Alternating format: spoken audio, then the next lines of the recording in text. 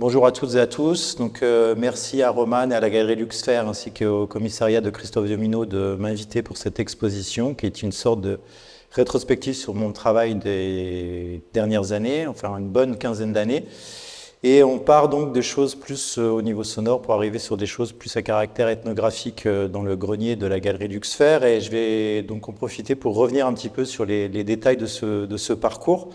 Alors, mon travail a été d'abord initialisé par des pratiques de l'enregistrement sonore, ce qu'on appelle l'enregistrement de terrain, plus spécifiquement le field recording, avec deux grandes parties, si on peut dire.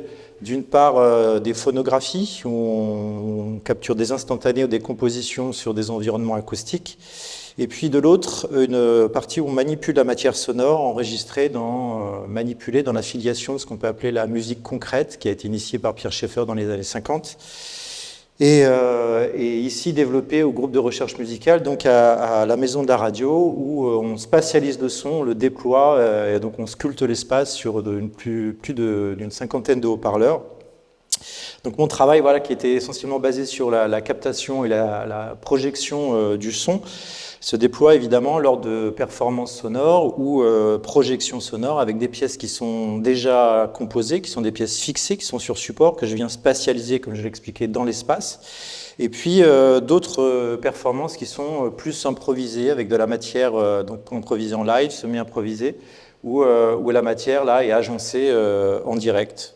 Et pour le public, c'est important d'avoir une plongée dans l'obscurité ou la quasi-obscurité pour limiter en fait tous les stimuli visuels, la spectacularisation, tout ce qui peut en fait nous perturber dans la réception du fait sonore. Et plus on est plongé dans le noir, plus c'est immersif, plus c'est important, et plus la réception du fait sonore, la morphologie des sons, la spatialisation des sons vient impacter vraiment et affecter l'auditeur. Donc plus marginalement aussi, en tant que concepteur sonore, je travaille avec beaucoup de collaborations dans les arts visuels, mais plus spécifiquement dans le spectacle vivant, pour le théâtre, la muséographie, ou pour la danse, où je travaillais depuis quelques années avec le chorégraphe brésilien Eduardo Fukushima, qu'on voit ici en bas sur cette image. Et puis au-delà des performances, comment on peut déployer aussi des dispositifs sonores, bien dans des installations, notamment des installations dans l'espace public, où on vient perturber l'environnement acoustique qui est présent, comme ici à Mons en Belgique, où on venait rappeler un petit peu l'arrivée de la montée des eaux qui est un peu inhérente au changement climatique. Mons n'étant pas une ville portuaire, on venait diffuser des petites ambiances portuaires, comme ça à intervalles réguliers, pour marquer aussi le temps qui passe depuis un clocher. Enfin, il y a aussi des installations qui sont plus muséales et pour lesquelles, là, on va s'intéresser au déplacement à la fois sensoriel, perceptif, au déplacement sémantique, avec des dispositifs de diffusion justement un peu spécifiques qui permettent de reconstituer une écoute, en fait, qui perceptivement est au plus proche de l'écoute qu'on pourrait avoir naturelle au dehors. Et là, il était question d'utiliser un dispositif qu'on appelle la WFS, ou synthèse de champs sonores en français, Wave Field Synthesis en anglais, où on a vraiment perceptivement l'impression qu'on ne sait pas d'où vient le son, puisque même si on voit des enceintes, on a l'impression que le son ne vient pas des enceintes et on a l'impression d'être baigné dans un environnement acoustique naturel. Et là, l'idée, c'était de travailler dans cette grande serre du Muséum d'histoire naturelle de Paris pour essayer de réhabiller, de réhabiliter, de faire revivre cet espace avec ces plantes tropicales. Et plus anecdotiquement, dans mon parcours, mais qui s'affirme de plus en plus, je dirais notamment avec cette exposition à Luxfer, j'ai réalisé quelques installations sonores, plus culturales, comme ici, où il y a un dispositif qui rappelle un peu le bac floral, avec 48 haut-parleurs, et ces 48 haut-parleurs diffusent des sons qui viennent en fait d'enregistrements en extérieur d'insectes qui ont été captés en très grande proximité, des stridulations d'insectes qui sont mélangés avec des sons d'origine synthétique, et on fait confondre un petit peu l'audience, on ne sait plus ce qu'on écoute finalement, on ne sait plus si le son est d'origine organique ou le son est d'origine électronique, puisque les sons sont finalement assez proches. Et enfin, une autre part de mon travail, pendant de nombreuses années, j'ai travaillé et je collabore encore avec le collectif MU, qui est un collectif basé à Paris, Et on a collaboré, réalisé aussi, accompagné certains artistes, mais réalisé aussi, j'en ai réalisé beaucoup moi-même, des parcours sonores, donc des dispositifs sonores qui sont basés sur la déambulation, sur la mobilité, sur la marche, qui sont hébergés sur des appareils mobiles, donc de type smartphone. Et cette particularité de dispositif, c'est qu'on a une interface de composition, et qu'avec cette interface, on a une nouvelle liberté de composition, puisqu'on n'est plus limité dans le temps. Et on a finalement une composition qui n'est pas linéaire, qui est limitée, et qui en plus est déclenchée à chaque fois par l'utilisateur. Donc ça, c'est vraiment une nouveauté aussi compositionnelle, qui est assez intéressante et qui m'anime beaucoup, mais je vais revenir plus spécifiquement à ce qui nous anime ici à la Galerie Luxfer, c'est-à-dire l'autre partie, la grosse partie de la genèse un petit peu de mon rapport à l'enregistrement, qui est d'abord un lien très fort avec les environnements naturels, et notamment les forêts tropicales, où cette profusion de vie, cette profusion de sons, en fait, m'anime beaucoup et m'enchante beaucoup. Et donc voilà, j'ai parcouru certains écosystèmes assez riches en biodiversité de cette planète, notamment là, je suis au Costa Rica, dans une forêt atlantique. Ici, c'est au Laos, dans une forêt de montagne, ou encore ici, encore au Laos, mais sur des dispositifs des maisons qui sont sur la canopée. Donc l'idée, c'était d'enregistrer la canopée, d'enregistrer aussi le sol pour voir un peu les différences acoustiques. Il y a forcément un intérêt aussi scientifique, en plus de l'intérêt sonore, artistique ou musical dans ces voyages, et pour lesquels j'utilise différents dispositifs. Alors il y a les dispositifs aériens, les microphones aériens que tout le monde connaît, il y a des microphones qui sont plus spécifiques, les hydrophones, qui enregistrent sous l'eau, et puis des dispositifs électromagnétiques pour enregistrer le rayonnement électrique notamment, ou des dispositifs solidiens qui vont venir chercher ce qui vient frotter le petit disque que l'on voit là, qui est un disque piezo. Et là, j'enregistre donc les fourmis champignonistes d'Amazonie. C'est un dispositif que j'ai utilisé pour une des installations sonores dans l'exposition de Luxfer. Voilà, donc d'autres dispositifs encore, voilà, qu'on vient accrocher aussi parfois ou disposer. Là, c'est encore une fois un des enregistrements de fourmis. Dans une fourmilière, on a un hydrophone qui est posé à l'intérieur de la fourmilière. Et donc, pour revenir vraiment sur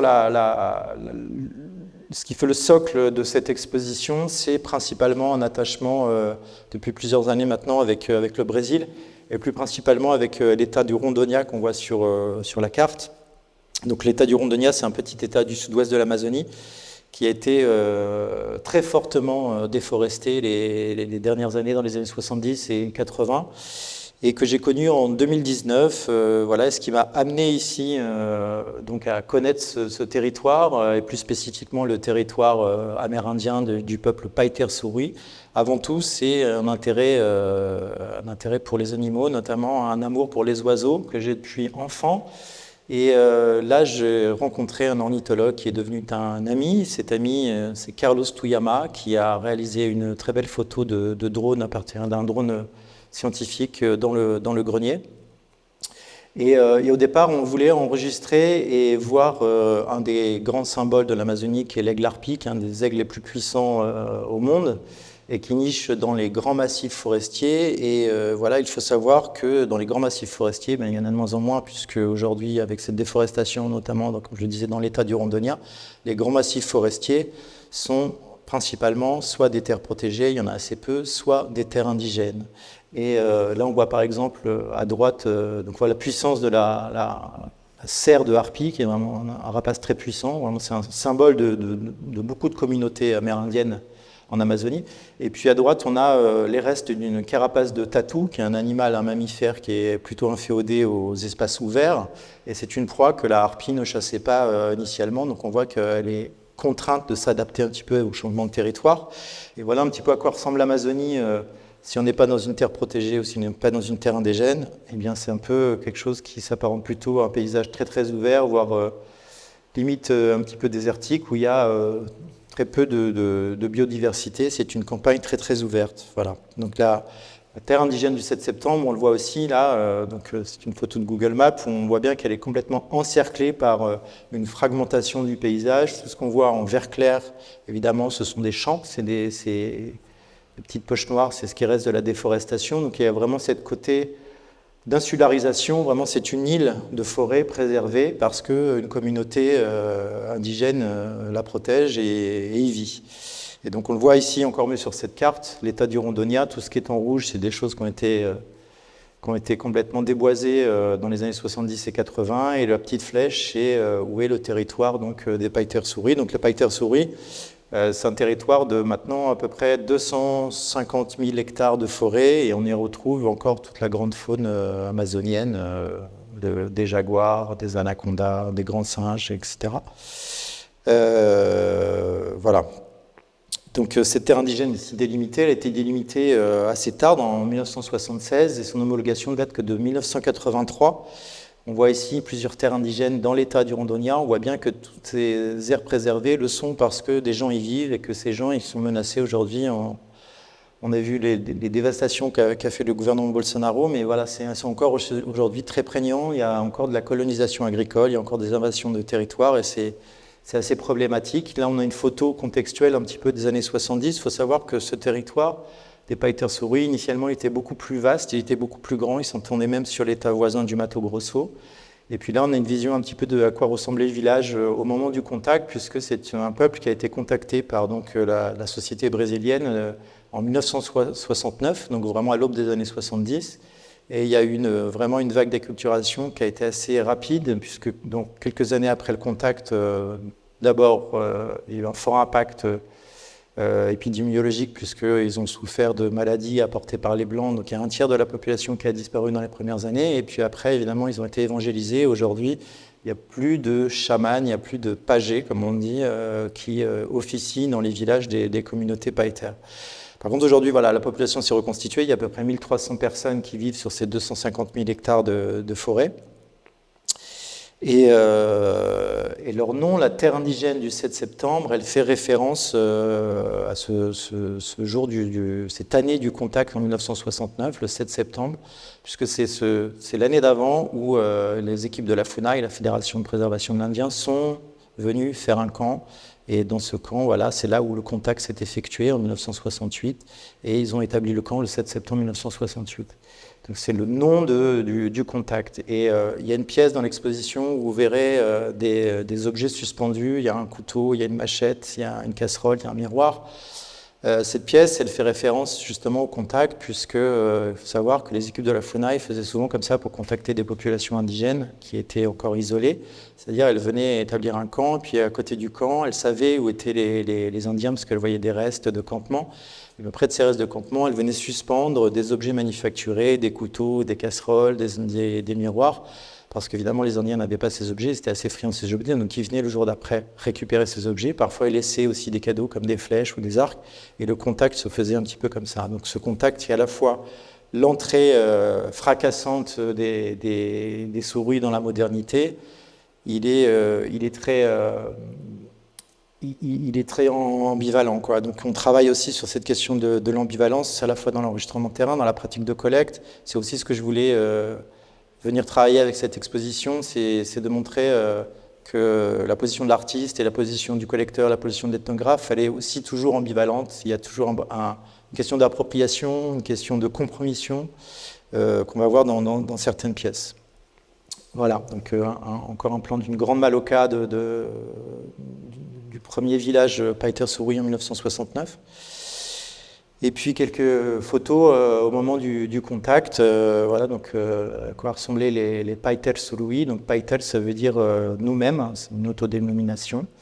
Et la première piste d'atterrissage, qui était le premier accès en fait à cette terre indigène, c'était par avion. Et dans la pièce documentaire qu'on a dans le grenier, enfin, qui est une première émanation plastique d'un documentaire que je co-réalise avec Aloïs Guénard, où on était justement encore dans des villages à faire des entretiens en juin dernier.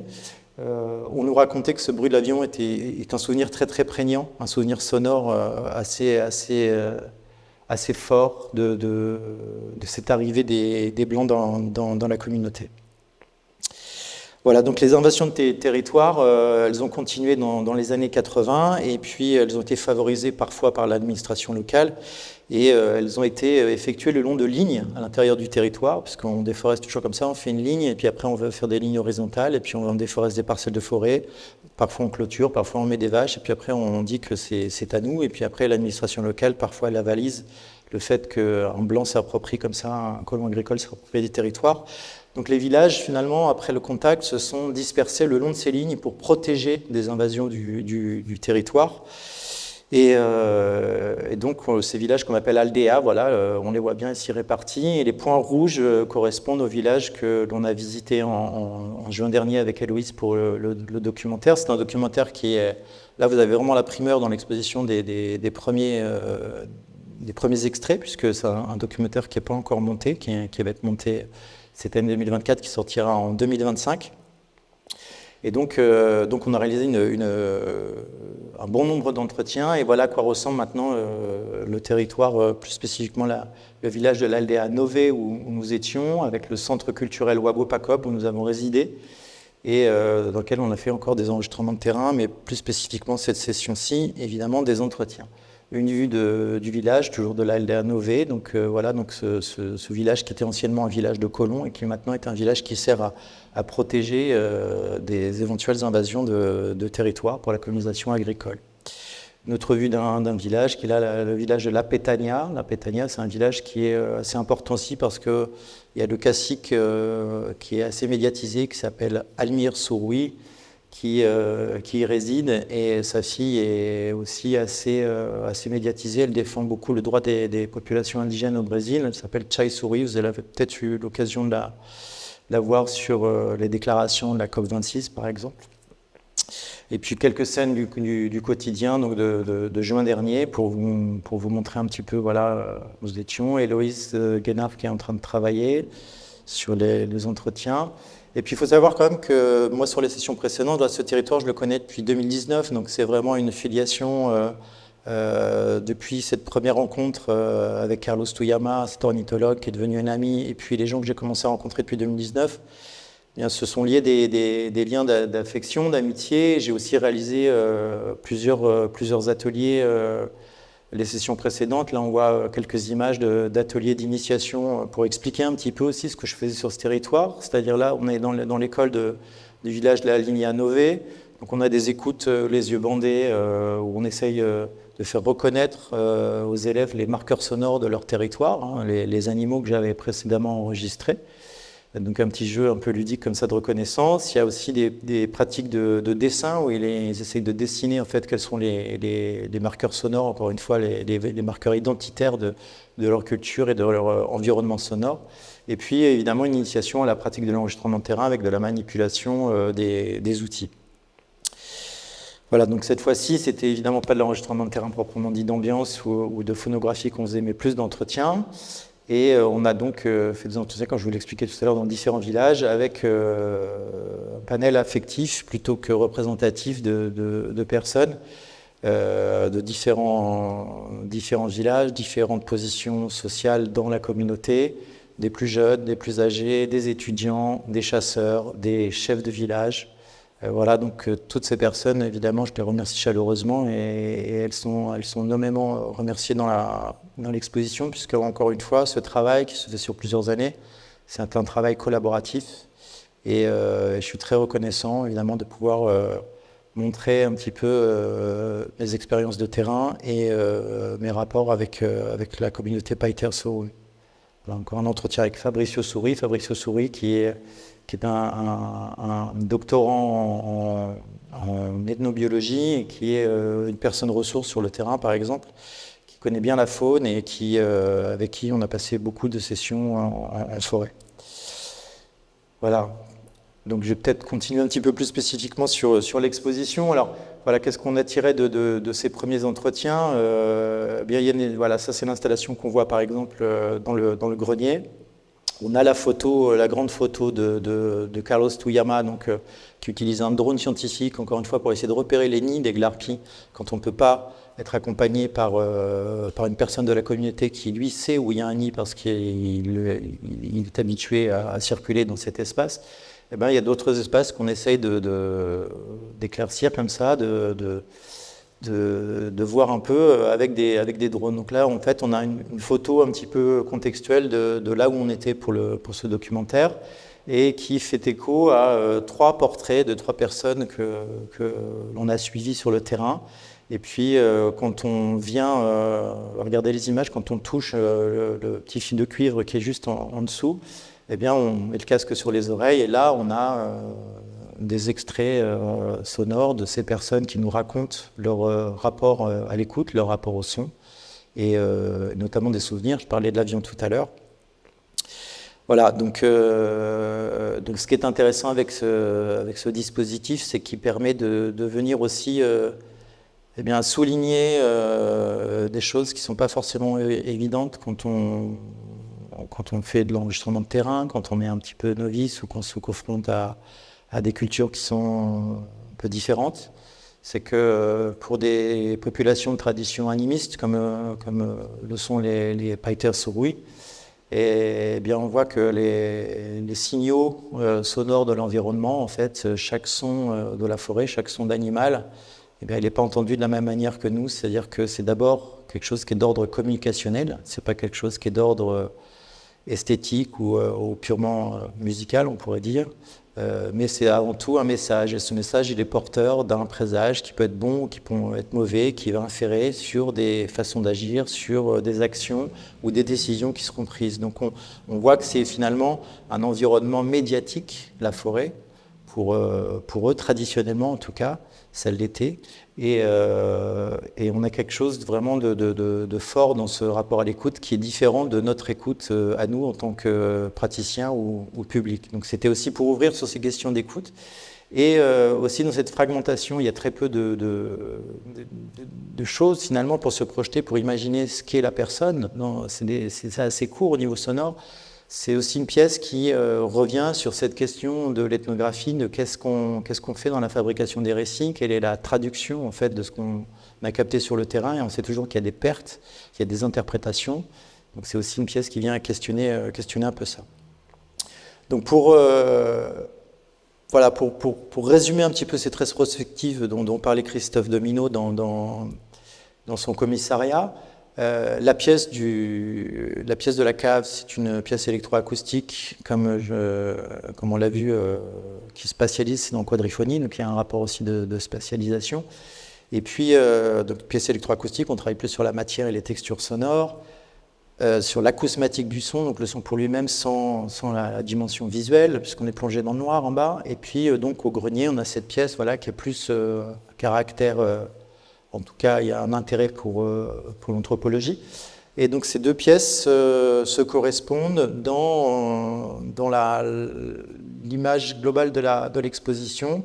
Et cette image globale de l'exposition, c'est là où je voulais en venir, c'est que pour moi, elle fait aussi une scission, en tout cas une transition avec ce que je faisais avant, c'est-à-dire qu'elle vient positionner une pratique qui est toujours basée sur la collecte, sur l'enregistrement, mais qui va prendre des formes plus sculpturales, plus objectales.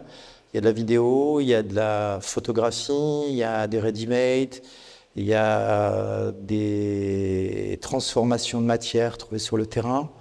Et voilà, donc cette question de l'enregistrement, aujourd'hui, moi je la conçois non plus que comme un enregistrement sonore, mais vraiment comme quelque chose qui serait d'ordre d'une inscription mémorielle et affective d'une relation à un terrain et de cette confrontation à l'altérité et qu'est-ce qu'on en fait comme transformation, qu'est-ce qu'on raconte, sachant qu'on raconte aussi les mêmes écueils que dans l'enregistrement de terrain. Il y a des problèmes d'appropriation dont je parlais tout à l'heure, il y a la question des coloniales, il y a la question de la compromission de l'artiste. Je ne parle pas du tout au nom des souris, je parle juste, moi, de ma relation spécifique, intime à ce terrain et à ces personnes que j'ai rencontrées. Je ne vais jamais parler en leur nom, je donne des éléments contextuels, mais c'est tout. Et c'est là où peut-être des pièces plus culturelles, même si elles sont sonores et parfois elles sont muettes, elles peuvent raconter ces mêmes tensions qu'on a dans ce statut de l'archive, ce statut du document, qui a fait signal sur la question du bruit, qui a fait ériger des discours et des façons de voir le monde qui aujourd'hui sont déconstruites. En tout cas, il y a un effort de déconstruction qui est heureusement fait. Et l'idée, c'était de mettre en espace des choses récoltées sur le terrain, qui n'étaient donc pas forcément sonores, mais qui racontaient ces mêmes tensions. En tout cas, qui ouvraient sur des questionnements. Donc, par exemple, il y a une pièce qui, là, pour le coup, est une installation sonore, qui est basée sur la spoliation systématique du travail des autres. Et ce travail des autres, qui a été longtemps, évidemment, le travail des Amérindiens, qui a été spolié ou qui a été obligé par les colons. Et là, plus spécifiquement, moi je suis venu voler des feuilles de fourmis qu'on voyait tout à l'heure, les fourmis qui découpent des petites feuilles, voilà, les fourmis champignonistes, elles vont découper des feuilles, puis elles les ramènent comme ça pendant des très longues processions dans leur colonie, et puis elles vont laisser ces feuilles sur des grands tas comme ça, et puis il y a un champignon qui va se développer. Ce champignon ne peut se développer que dans ces fourmilières, et les fourmis vont pouvoir se nourrir de ce champignon qui va digérer la cellulose des feuilles. Donc c'est vraiment une vie en symbiose, et c'est un travail en communauté, communauté avec ce mycorhize, mais aussi communauté des fourmis. Et moi, je suis venu voler le travail de ces fourmis laborieuses systématiquement. Il y a une vidéo d'ailleurs qui fait écho à cette pièce où je viens voler chaque feuille comme ça systématiquement des fourmis, et puis je les ai installées là, et elles sont dorées pour rappeler évidemment les grandes églises baroques portugaises qu'on a au Brésil, qui sont vraiment très très opulentes, qui débordent d'or comme ça. Donc on a cette forme de la bande magnétique qui rappelle un petit peu le fêtage d'une église. Et la bande magnétique circule en permanence, comme ça, autour. Et donc, ces petits objets qui sont rendus comme des objets précieux, voilà, donc qui viennent vraiment du travail volé, du travail forcé sur le terrain sur lequel on s'érige et sur lequel on va créer de la richesse. Et donc, cette bande magnétique, elle témoigne à la fois de cette mémoire-là, puisque c'est un support mémoriel, la bande magnétique. C'est aussi quelque chose qui, comme je disais tout à l'heure, pose la question de qu'est-ce qu'une archive, comment elle a été faite, pourquoi elle a été faite, par qui elle a été faite, qu'est-ce qu'elle raconte et au nom de qui elle parle. Et là, on va entendre dans cette bande magnétique à la fois les stridulations des fourmis, le stress qui est provoqué chez ces fourmis quand on vient voler les feuilles, puisqu'il faut savoir qu'en fait, c'est des fourmis qui communiquent par mouvement des pattes sur leur abdomen, plus spécifiquement sur un anneau de l'abdomen qui vient frotter sur l'autre. Et à ces stridulations de fourmis est mélangé des fragments d'un chant chamanique qui vient d'une archive médiatique, puisque, comme je disais tout à l'heure, ce sont des choses qui sont liées au passé, puisqu'il n'y a plus aucun chaman qui est actif aujourd'hui dans la communauté Païter-Souri, donc c'est quelque chose qui date et qui est assez ancien, et c'est pour rappeler un petit peu cette spoliation et cette compromission aussi de l'artiste à faire une pièce qui traite de ces tensions-là, qui traite de ces problématiques, mais qu'il va exposer. Donc lui, en tant qu'artiste, il en tire aussi quelque part une valorisation, un profit. Donc c'est ce qui me paraissait important de signaler dans cette pièce, c'est cette compromission du rapporteur de terrain. Qu'est-ce qu'il rapporte et encore une fois, d'où il parle et qu'est-ce qu'il fait avec ce qu'il rapporte. Une autre pièce dans l'exposition qui, là pour le coup, est muette, qu'on peut activer, faire tourner cette platine. On voit une platine disque avec un amas de cendres.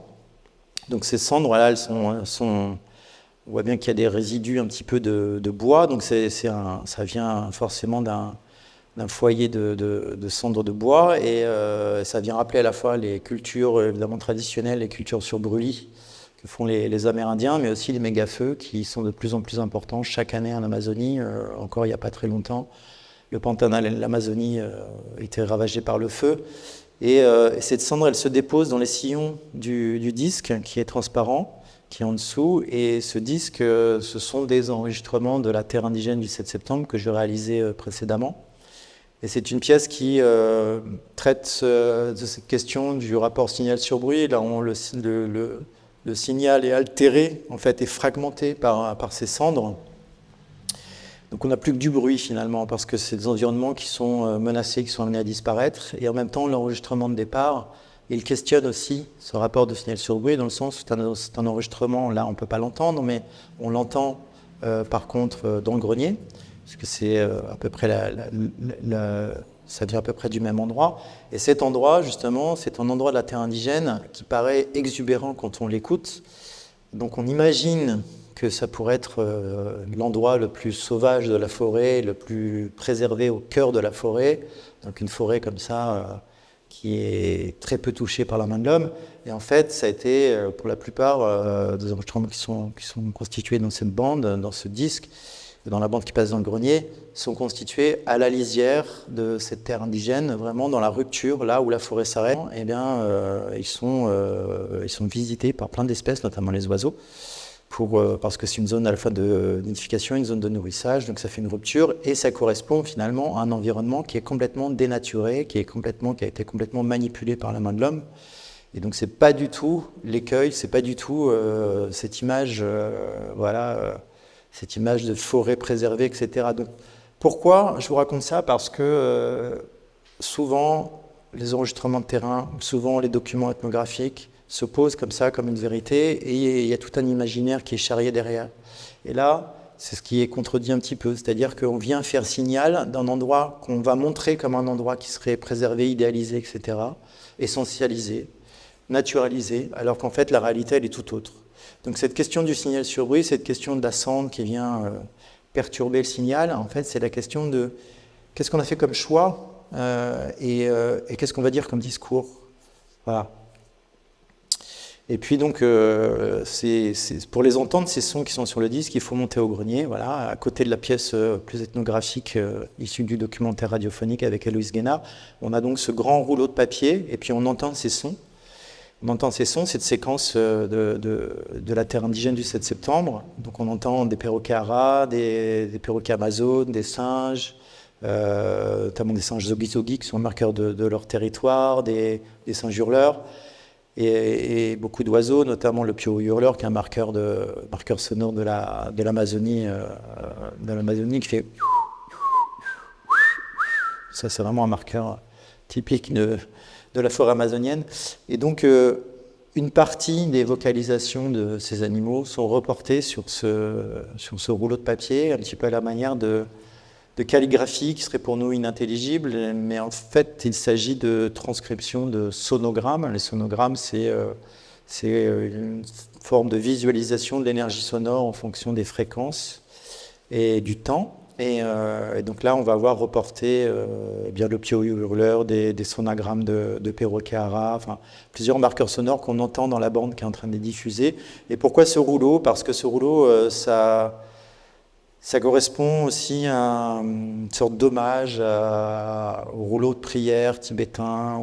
Voilà, en tout cas, c'est un hommage à un rappel, en tout cas, à ce livre de Rachel Carson de Silent Spring, sorti dans les années 70, c'est aussi des articles plus récents, articles scientifiques qui parlent de ce printemps silencieux, de cette chute drastique des populations d'oiseaux en Europe, mais pas seulement en Europe. Il faut savoir qu'aussi en Amazonie, il y a des endroits où on voit moins d'animaux.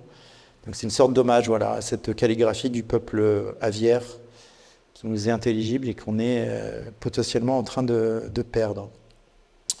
Et ce compte à rebours, finalement, il est aussi marqué dans une pièce qui est sonore, mais de manière acoustique. Il n'y a pas d'enregistrement dedans, c'est juste le son de ce maillet, qui est une semence d'un arbre inconnu qui vient frapper ces céramiques surui, céramiques traditionnelles qui sont cuites au feu de bois. Et donc, il y a ce plateau qui tourne et ce maillet qui vient frapper comme ça. Et de temps en temps, on entend un petit son. Et ce petit son crée un rythme, crée une sorte de compte à rebours, voilà, de métronome du temps qui passe et jusqu'à quand ces cultures vont pouvoir se maintenir avec tout un savoir qui est vraiment très lointain et très fort. Voilà, donc ça c'est la vidéo dont je parlais tout à l'heure où je viens spolier à chaque fois les petites feuilles découpées par les fourmis. Et puis voilà, d'autres formes transformées, basées sur de la collecte, c'est pas exactement du ready-made, parce qu'il y a une petite transformation. Là, je suis allé prendre en forêt ces formes un peu spéciales, un peu phalliques, il est vrai, qui sont des cheminées de cigales tropicales. Et les cigales tropicales, elles vont, avant de passer au stade adulte, de sortir pour se reproduire et mourir quelques jours après, elles font de ces cheminées comme une rampe de lancement. Et donc j'ai récolté ces cheminées, je les ai cuites à la manière des céramiques traditionnelles. Donc c'est un objet qui est hybride, puisque c'est un objet qui est issu d'un être non humain, qui a été transformé par un humain à la manière traditionnelle des céramiques amazoniennes. Et à l'intérieur, on a une bande qui est diffusée où on entend des enfants sourds qui font des imitations de ce qui leur ressemble, en tout cas le cri des fourmis. Donc il y a quelque chose comme ça, un peu rayonnant, on ne sait pas trop d'où vient le son. Et cette pièce, elle vient aussi... alors c'est peut-être pas évident comme ça, parce que voilà, cette forme phallique, elle vient rappeler aussi la question de la prédation masculine, ou en tout cas la prédation... l'appropriation de la prédation qu'on a fait aux écosystèmes naturels. Et cette force masculine, cette force de Mars, voilà, ça s'apparente à un fascinus romain. Le fascinus romain, c'était à la fois le symbole de la fertilité, mais aussi, voilà, c'était une certaine puissance. Et cette puissance, elle est contrebalancée finalement par la vulnérabilité de la réalité des cigales qui vont, après avoir vécu plusieurs années sous terre, vont vivre quelques jours et puis être juste là, à l'âge adulte, pour préserver, voilà, non pas à titre individuel, mais pour continuer à faire vivre leur espèce. Donc c'est vraiment quelque chose qui est un hommage au collectif et qui réduit un petit peu à quelque chose de ridicule par ce côté enfantin qu'on entend dans les tubes. C'est côté du fascinus romain et de la masculinité comme ça qui est quand même quelque chose d'assez funeste. Voilà la pièce dont je vous parlais tout à l'heure qui vient rappeler la question du contact. Le contact avec ces objets manufacturés qui étaient suspendus à des branches d'arbres. Je vous ai pas mal parlé de ça, donc on va accélérer un petit peu. Et puis voilà, des choses qui sont assez nouvelles. J'ai fait un peu de photographie depuis quelques temps, et ça, ce sont des photographies un peu particulières, puisque ce ne sont pas des photographies traditionnelle. On a bien une prise de vue qui est faite avec un appareil photo, mais après on développe un film positif. Ce film positif, on vient le poser sur une feuille qu'on a au préalable imbibée de jus de plante, là en l'occurrence du jus d'EVA, encore une fois pour rappeler l'histoire problématique de la question du caoutchouc, de l'histoire du caoutchouc. Et ce jus de caoutchouc, donc il est posé sur cette feuille blanche sur laquelle on vient poser le positif, et après ça on a une insolarisation, on le pose au soleil et on va contraster certaines parties. Donc il faut savoir que ce sont des pièces qui sont éphémères, encore une fois, ça pose la question de la durée du support, et ce support il représente quoi? Il représente aussi la vulnérabilité des gens qui y sont représentés ou des choses qui sont représentées. Et donc là, ces images, elles vont disparaître petit à petit, elles vont se faner petit à petit tout au long de l'exposition. Un jour, on ne verra plus rien puisqu'il n'y aura plus assez de contraste. Voilà. Puisqu'à chaque fois qu'on les réexpose au soleil, eh bien, le contraste des zones les plus sombres va diminuer, et après tout va devenir fané et complètement jaune. Voilà. Une dernière pièce, parce que je ne veux pas parler de toute l'exposition finalement. On n'aura pas assez de temps, mais voilà une corbeille dans laquelle il y a des choses un peu étranges comme ça qu'on n'est pas trop habitué à voir. Alors ces bogues, ce sont des bogues de noix du Brésil. On connaît les noix du Brésil ici parce qu'on les trouve dans les magasins naturels ou bio. Ce sont des petites noix comme ça qui elles-mêmes sont entourées d'un petit bog. Elles sont en fait constituées de plusieurs noix encerclées comme ça, et dans laquelle vient protéger ce bog qui tombe des arbres à une certaine époque, d'un arbre bien spécifique qu'on a vu tout à l'heure, je parlais de l'aigle harpie, qui sont des châtaigniers du Brésil, qui sont des arbres très puissants, très hauts, 40-50 mètres de haut, et ces arbres-là sont aussi symboliques de la symbiose, ou en tout cas de la relation que les Amérindiens avaient avec la forêt, puisque c'est un arbre qui fait partie des espèces compagnes, des espèces en tout cas domestiquées depuis plusieurs milliers d'années. Si on regarde la répartition des châtaigniers du Brésil, on voit que ça correspond à des zones de terra preta, de terre noire, une zone enrichie en carbone par l'activité humaine qui a été très florissante à certaines époques, avant évidemment que les Espagnols arrivent, avant Orellana. Et donc cet arbre domestiqué qui a toujours accompagné donc, les populations amérindiennes, c'est une ressource aujourd'hui pour nombre de communautés, alors des communautés indiennes, amérindiennes, comme des communautés de personnes qui vivent sur un petit territoire et qui vivent des ressources de ce territoire. Et ces ressources de territoire, ils prennent soin de ce territoire de manière raisonnée.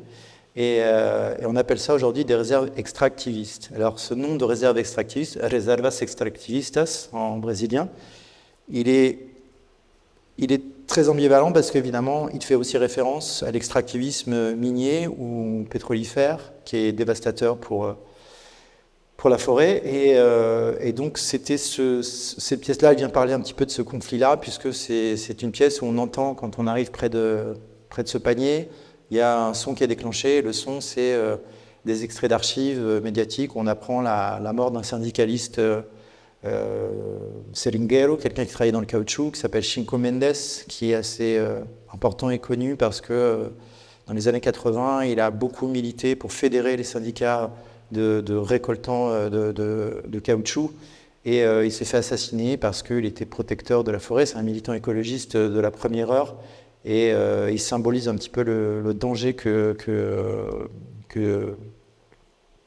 le danger auquel sont soumis les militants écologistes au Brésil. Et on entend la voix de Lula, qui à l'époque le supportait quand Lula était encore syndicaliste sidérurgiste. On entend aussi Chico Mendes qui prend la parole et qui essaye d'expliquer pourquoi il veut défendre la forêt, pourquoi il veut, voilà. Et à la suite de sa mort, le gouvernement brésilien a décidé de labelliser ces territoires où les gens vivaient de leurs propres ressources de manière raisonnée en réserve extractivistas. Voilà. Donc on a bien cette opposition entre voilà, quelqu'un qui a été tué pour ses idées, pour protéger, pour vivre d'un territoire de manière la plus harmonieuse, la plus éthique qui soit, et puis ces grandes multinationales, parfois étrangères, qui viennent dévaster la forêt et les profits s'en vont à l'étranger, etc. Donc voilà, c'est une pièce un petit peu plus explicite et politique. Et pour conclure, je voudrais vraiment, et pour finir, je tenais vraiment à remercier toutes et celles et ceux sans qui cette exposition n'aurait pas pu voir le jour. Évidemment, la Galerie Luxfer et Roman et Christophe Domino pour le commissariat, que je remercie chaleureusement, mais surtout aussi les personnes que j'ai rencontrées sur le terrain. Merci.